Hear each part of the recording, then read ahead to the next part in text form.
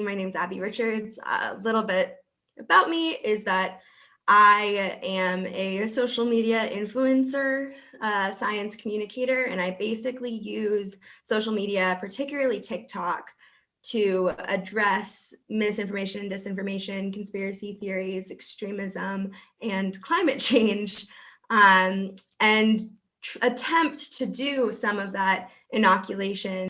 In addition to that, I am a TikTok disinformation researcher. So I really dive into the information ecosystems on TikTok specifically. So this presentation is going to be a bit like a little bit of a mix between assessing the conspiracy theories themselves and their harm, how they affect society, and then also looking at kind of the next generation of them, like what's emerging on TikTok and what that means for society at large. And I did make slides. This was a graphic that that kind of pushed me into a lot of this work, but I used it to demonstrate kind of how conspiracy theories move in relation to how much harm they cause. So I figured it'd be a good idea to start by just walking through what this kind of looks like and how extreme conspiracy theories can get.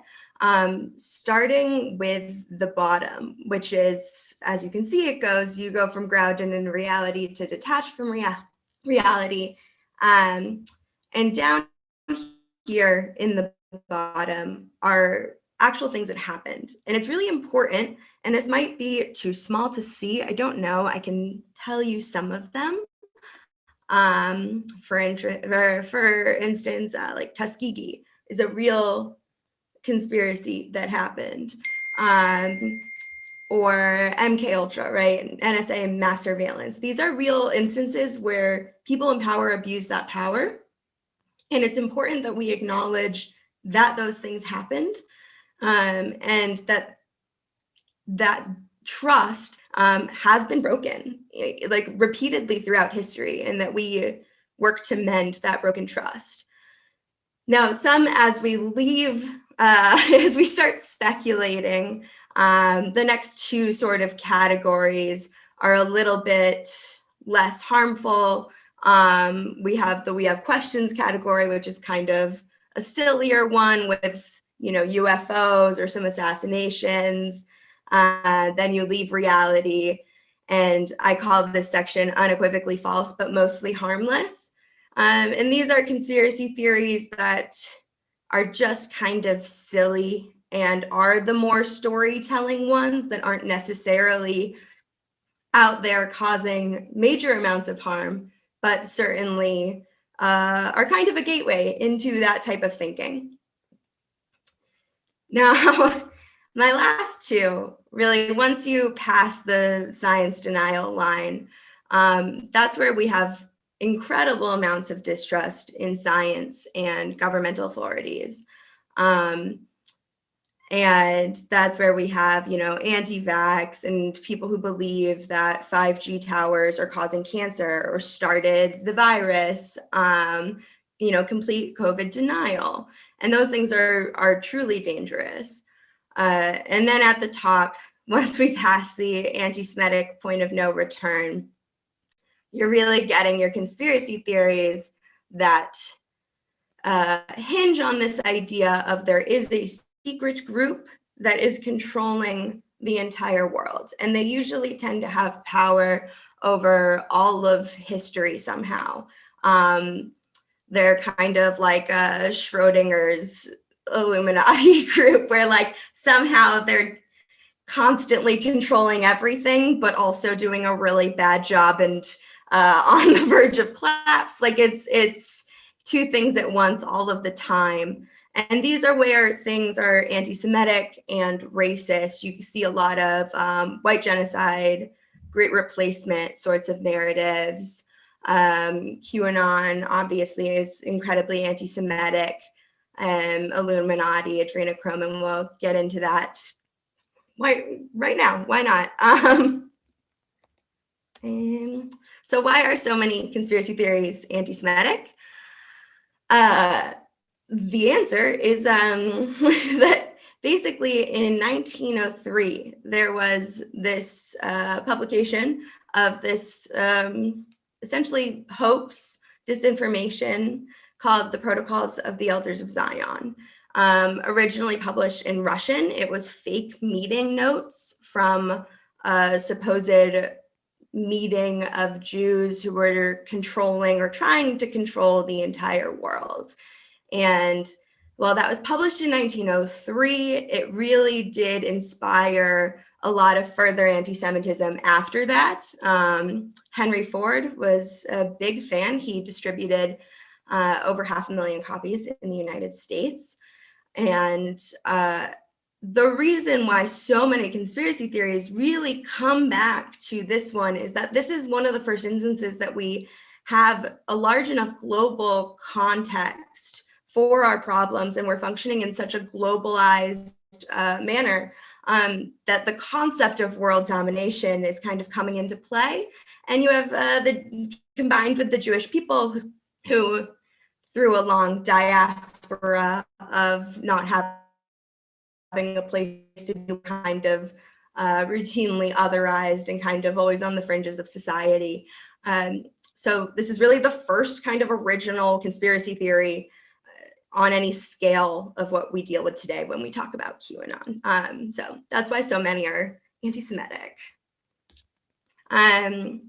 We've talked about kind of this promotion of xenophobia and hatred and how conspiracy theories tend to allow for scapegoating, right? Like they create a group that is often so dehumanizingly like powerful and evil that you can then scapegoat what they've done onto an other group that is usually some sort of racial or ethnic other. They decrease trust in science and democracy. They decrease your pro-social behaviors. So when it comes to matters of collectivism, everybody wearing a mask or everybody switching to public transit, right, for climate change mitigation, it's going to decrease those behaviors that help you to essentially function in the society. When it comes to the really extreme ones, like, QAnon, we've seen countless articles about it destroying relationships, ending marriages, children who can't talk to their parents anymore, people who've lost their siblings. And then you see it ruins the people who believe it. Like, as frustrating as they can be, they are humans, and it has often ruined their lives. And they might not admit that, but they've lost loved ones, and they're constantly in a state of stress because they think that the world's going to collapse. So this isn't good for them either. And also, as Joseph said, it does sometimes lead to real world violence. For instance, Pizzagate, or there was recently a husband who murdered his family because of QAnon beliefs. You see a lot of it with sex trafficking panic. We saw the insurrection, right? So there's real world harm. It's a problem, but also a symptom. So they don't exist in a vacuum. They aren't just, there is this common misconception that they are a result of failed logic or poor media literacy. And that just, if we could just educate people better, then we wouldn't have this problem. And it's ignoring the functional needs that a conspiracy theory is meeting, which are emotional and psychological. This need to feel like you understand the world, especially during times of uncertainty. So especially during something like, I don't know, a global pandemic, you're gonna see a big increase in people looking for certainty and answers and groups to blame, and conspiracy theories offer all of those as well as communities, especially during times of heightened inequality. These are gonna pop up because people can sense that inequality, and they understand that it actually is true that there are not elites controlling every single move in the world, but people who have far greater wealth and means than, the average person. So there is a grain of truth to those types of conspiracy theories, they are just directed in the wrong direction then. Something I feel like I often have to remind people of is that conspiracy theories are not going to just go away as much as we wish they would. They aren't, especially when we look at kind of the struggles that we have to face in the next coming decades. Is like there is going to be turbulence, and turbulence creates conspiracy theories. So one of the big drivers of conspiracy theories, and I like this model a lot because of it, is the sense of existential threat. So when you experience an existential threat, it triggers all these sorts of lights in your brain. You start trying to make sense of what's going on. Your pattern recognition like increases. You're going to go start seeing patterns where they might not actually exist. And this is just your human brain. You are scared and you are trying to figure out what is going on. And that will increase your conspiracy theories because you're going to start drawing conclusions that don't necessarily exist. And a lot of the time that will then be placed on this antagonistic outgroup, which is where we see scapegoating, right? So, it's immigrants coming in, or it's BLM starting wildfires, Antifa starting wildfires, Jews controlling the banks. And then those conspiracy theories, because they do not calm you down and they make you feel like the entire world is controlled by an evil shadow force, increase your sense of existential threat. And it is a positive feedback loop.